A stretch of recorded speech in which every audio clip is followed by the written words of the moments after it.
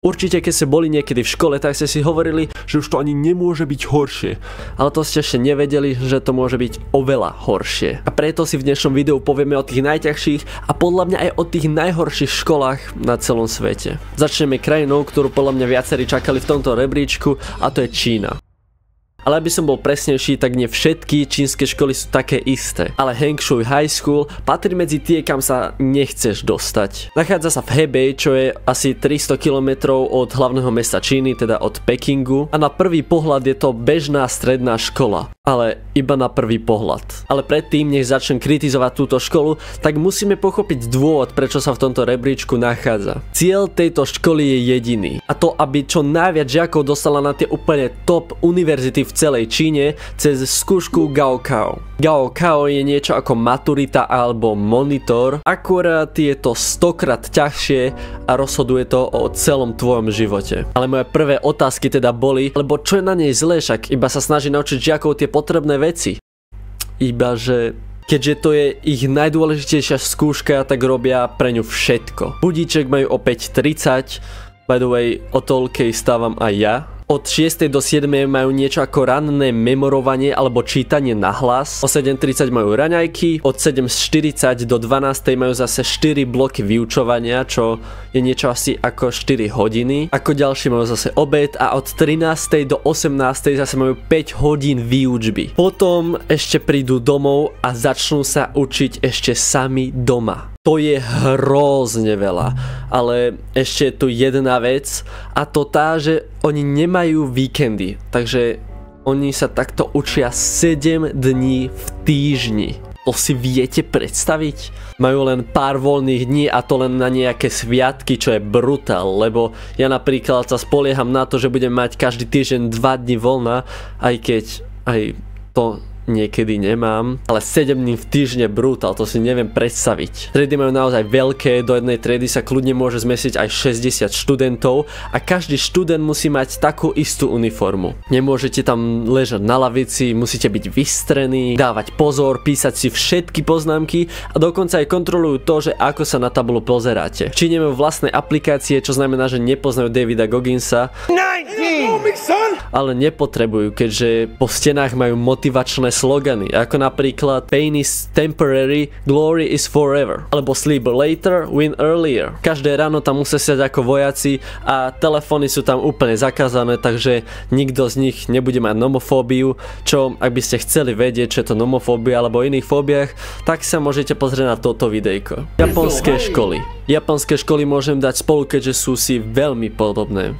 Veľmi podobné. V Japonsku nie je konkrétna najprísnejšia škola, ale celý školský systém je postavený na poriadne založených pravidlách a na veľkej disciplíne. Od základnej školy sa deti učia, že najdôležitejší je rešpekt, presnosť a ticho. A tieto tri veci musia byť pre nich dôležitejšie ako osobný názor, čo z môjho pohľadu sa mi to dosť nepáči. Ale nie je to o trestoch, ale proste o tom, že musíš byť ako ostatný. Alebo lepšie povedané, nevynikať so správaním, maximálne byť lepší. Bežný deň im začína okolo 6 hodiny, ale čo je veľmi zaujímavé, takže oni ešte predtým majú nejaké klubové aktivity. Od 8 až do 15:30 sa učia a potom po škole majú znova nejaké svoje aktivity, alebo šport, alebo tanec a idú sa pripravovať na ďalšie testy na druhý deň, alebo na ďalšie iné dni. A možno to vyzerá ako bežný deň na nejakej slovenskej škole, ale oni tam nemajú opratovačky. To znamená, že si tam všetko musia čistiť sami. Dobre, aj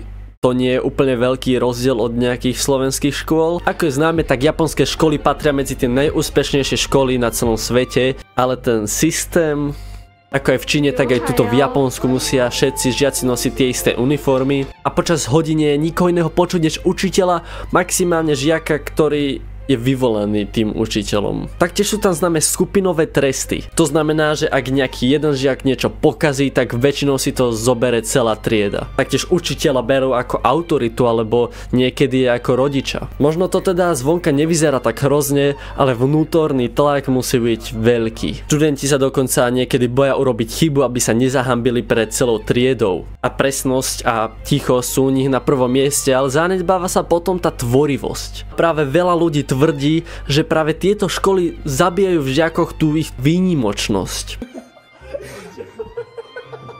Južná Kórea je zase krajina, kde sa učí 16 hodín a spíš 4 hodiny. V Južnej Kórei im ide iba o jedno slovo a to je Suneung.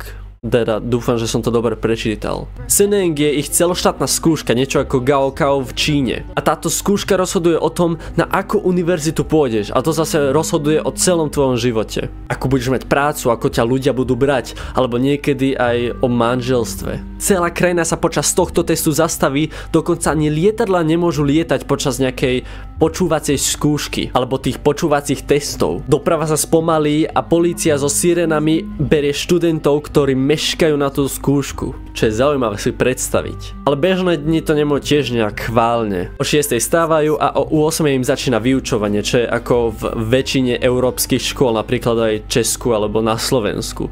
Aj keď na Slovensku tí žiaci vstávajú o 7:30 a dochádzajú o 7:15. Bro, what are you talking? Škola im končí o 16 a veľmi často po škole majú ešte doučovanie tzv. Hagwons. To sú súkromné školy, kde sa všetko preberá úplne do hĺbky, čo podľa mňa je dobré, keď sa tam preberajú veci do hĺbky, lebo potom tomu lepšie žiaci pochopia. Ale toto doučovanie väčšinou trvá od 17. do 22. v noci. Potom si ešte preživší žiaci normálne doma zopakujú nejaké ešte ostatné úlohy, čo sa ani nedá predstaviť, že by som takýto deň mal. Potom majú už len pár hodín spánku, napríklad od 3 až do 6 hodín, čo je veľmi málo. To ja spávam každú noc 8 hodín a neviem si predstaviť, že by som vôbec spal, že 4.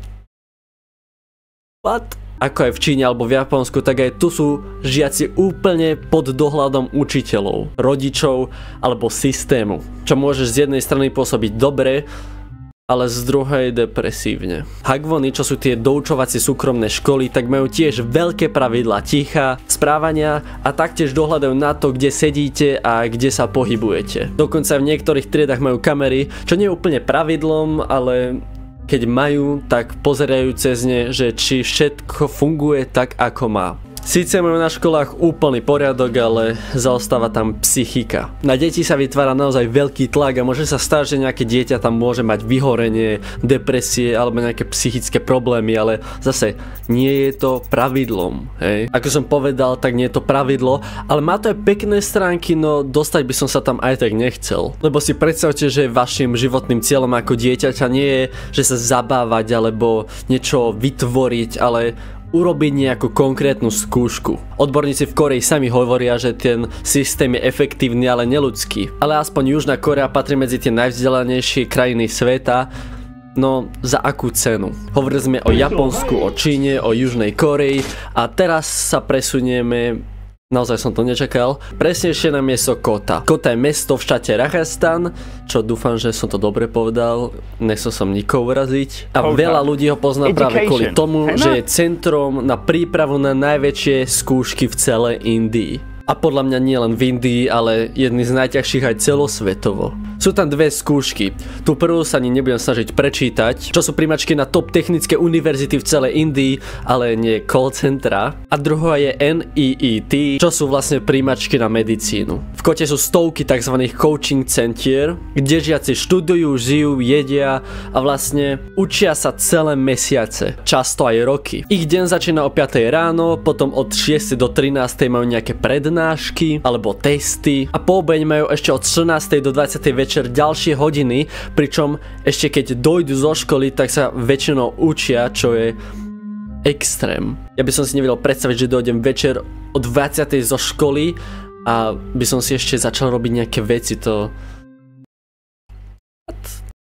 je tak hrozné na psychiku. Reálne 14 až 16 hodín učenia denne s minimum pohybu a nulovým voľným časom. Vyzerá to tam tak, že v jednom meste je okolo 200 000 študentov a väčšina z nich sú tínedžeri od 15 do 18 rokov. Každé centrum má svoj rozvrh, disciplínu a testovací systém, pričom každý týždeň je nejaký test, podľa ktorého ťa presunú do buď slabšej, nižšej kategórie alebo do vyššej, takže tam vlastne záleží od každého testu. A tá Kota, to mesto, produkuje najviac prijatých študentov na tie dve najväčšie top univerzity, čo je crazy. Ale aspoň to ukazuje, že ten ich systém funguje a dokonca aj žiaci hovorili, že im to dosť zmenilo život, ale nie k tomu horšiemu. Takže to ukazuje, že vlastne ten systém funguje a dokonca žiaci sami hovorili, že nič ťažšie v živote nezažili, ale aj tak si to pochvalovali. Dokonca aj odborníci tvrdia, že Kota vytvára géniov, ale ničí malé deti. Čo je podľa mňa super povedané. Rusko tiež sa nevyhlo tomuto listu. Konkrétne Vaganova Ballet Academy, ktorá sa nachádza v Petrohrade a bola založená v roku 1738, čo patrí medzi tie najstaršie a najprestížnejšie baletné školy sveta. Boli na ne známe mená ako Anna Pavlova, Rudolf Nurejev či Maja Pliseckaja, teda inak povedané legendy svetového baletu. Celý deň majú zaverané či už učením alebo trénovaním baletu a dáva sa tam pozor na každé jedno postavenie tela. Tam hneď okno, dúfam, že to nie je počuť. A musia si tam taktiež udržovať presnú váhu, čo je v balete veľmi dôležité. Tí z vás, ktorí poznajú balet, tak vedia, že je to naozaj ťažký šport. Telo si musí zvykať na bolesť, únavr alebo na krče. A zase odborníci hovoria, že tam majú nejaký krutý, zastaraný systém a že vôbec nebere ohľad na detstvo. Čo akože z jednej časti chápem a berem to akože jasné, ale z druhej strany taktiež chápem, že balet je naozaj ťažký a naozaj ťažký. Teraz sa na chvíľku presunieme do Anglicka, presnejšie na Michale Community School, ktorú založila Katarín, ktorá bola prezývaná ako najprísnejšia riaditeľka Británie. Škola vznikla v roku 2014 a rýchlo si získala titul najdisciplinovanejšej školy v krajine. Proste v skratke, aby každé dieťa dokázalo uspieť bez ohľadu na to, čo dokáže. Meškanie znamenal automaticky trest, hlučnosť, trest, zlá uniforma, trest. Dokonca aj obed majú v tichosti, po obede si všetko musia po sebe upratať, v tichosti, poradí bez žiadnych zbytočných rečí. Podľa riaditeľky nešlo žiadnu tyraniu, ale o nejaký rešpekt, ale podľa mňa to vytvorilo skôr nejaký strach ako nejaký rešpekt. Dokonca aj nejakí nie odborníci, ale rodičia alebo novinári tvrdia, že to pôsobí ako nejaký armádny tábor. Ale aby som nehovoril len zle, tak študenti získajú to, čo chcú. Vedomosti a dokonca si to aj niektorí chvália. Takže overall je to vaše rozhodnutie tam ísť, takže nevidím v tom až taký problém. Teraz už ideme na tú top 2 a na druhom mieste sa umiestnil West Point v Amerike, kde sa z chlapca stáva vojak. Táto škola bola založená už v roku 1802 a patrí medzi tie najprestížnejšie a najťažšie školy sveta. Cieľom bolo vytvoriť budúcich dôstojníkov v americkej armáde, teda ľudí, ktorí budú veliť vo vojne. Študentov volajú cadets, alebo teda kadeti a radia sa heslom Duty, Honor a Country, čo znamená povinnosť, česť a vlasť. Ich deň začína o 5 ráno, kde sa musia hneď nastúpiť na fyzickú rozcvičku. Od 6 do 7 je nejaký vojenský tréning, stretching alebo fyzický výcvik. Toto už nebolo len mentálne vyčerpanie, ale fyzické. A nezabudnite, ale stále hovoríme o tínedžeroch, ktorí si toto museli prejsť každý deň, aj vrátane víkendov. Všetko sa tam riadilo podľa hierarchie a to znamená, že čím ste boli nižší ročník, takzvaný plebs, tak tým ste mali nulové slovo. Alebo menšie slovo. Každý deň sa hodnotí, aký máš výkon, disciplínu, postoj, reč, rýchlosť, alebo akú má upratanú izbu. Ak žiak mešká, alebo sa nepekne správa, tak ho čaká trest a veľakrát aj fyzicky. Ale zase nie, aby mu ubližovali, to nie, ale niečo ako beh, čo nie je až také zlé. Napríklad ja som 9 rokov hrával hádzanú, mohli ste vidieť vo veľa mojich videí aj trička alebo mikinu stále z hádzanej. A my sme za trest veľakrát behali pyramídy, čo ak neviete, čo je pyramída, no tak to je, že musíte behať z očary na čiaru a sa to tak potom z inej čiary na inú čiaru a no, chápeme sa. Čo je jasné, že to vyčerpá normálne, veľakrát som fakt išiel na hranu, teda, alebo k hrane mojich síl, lebo som chcel byť prvý možno. Ale všeobecne v tej škole sú hlavne tínedžeri a nevidím v tom moc nejaký problém, že mať tresty, hlavne také ako je beh, to mi nepríde až také zlé. V čom ale vidím problém, tak je to, že žiaci väčšinou spávali len 4 až 6 hodín, čo pri tom, keďže mali aj fyzickú záťaž, tak to bolo veľmi málo, ale že veľmi málo. Taktiež si tam museli znášať hlad, tlak, únavu, ale nič, čo by im nejak ubližovalo na živote, hej, zase je to tam kontrolované, ale nič tam nie je zdraviu škodlivé, teda aspoň som nič také nenašiel. Mnohí, ktorí si touto školou prešli, tak hovorili, že ten prvý rok je najťažší a že to bol vlastne vlastne najťažší rok v ich celom živote. Mne úprimne tá škola pripadá ako príprava na Navy Seals, čo ak neviete čo Navy Seals, tak sú to špeciálne elitné jednotky, na to si musím zrieť, to sú elitné jednotky špeciálnych síl námorníctva Spojených štátov amerických. Podľa americkej skrátky tak SEALs znamená S ako sea, teda more, A ako air, ako vzduch a L ako land, ako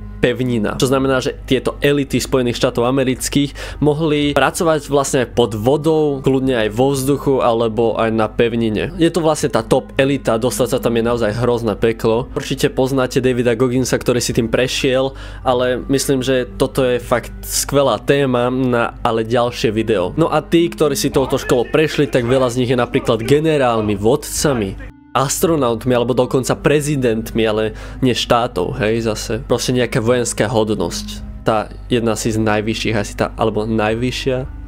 To, čo ale v tejto škole získaš, tak máš na celý život. Naučí ťa to disciplíny, odhodlanosti a bude si vedieť prejsť aj ťažšími vecmi v živote. No ale nezabudnite, že táto škola je pripravená na naozaj vysoké postavenia, takže nedivím sa, prečo je to tam také ťažké a prečo sa radí na druhé miesto. A prvou najťažšou školou alebo systémom na celom svete je Severná Kórea. Nečakané. Normálne nečakal som, že sa tu objaví a máme ju tu. Máme ju tu hneď na prvom mieste a zrejme po tomto videu sa tam už nikdy nebudem môcť vydať. A myslím, že ani nechcem. Celé ich vzdelanie je riadené vládou a ideológiou Kim Jong-una. Cieľom nie je vychovať tvorivého človeka, ale skôr oddaného občana svojej zeme. Deti sa od prvej triedy učia o vodcovi, o tom, aký je geniálny, aj keď to, či je geniálny, už je váš vlastný názor. O tom ešte, aký je režim hrdinský a super. A ešte tak nič moc viac, no. Každá básnička, pesnička alebo učebnica, proste hocičo má nejaký politický význam. Ich deň začína o 6, keď majú ranný budíček, potom nejakú rozcvičku a potom ranný pochod. Od 7 do 8 majú ideologické spevy alebo čítanie z Kimovej knihy múdrosti. Kto je Kim? Nejaký múdry fešák. Potom do 16.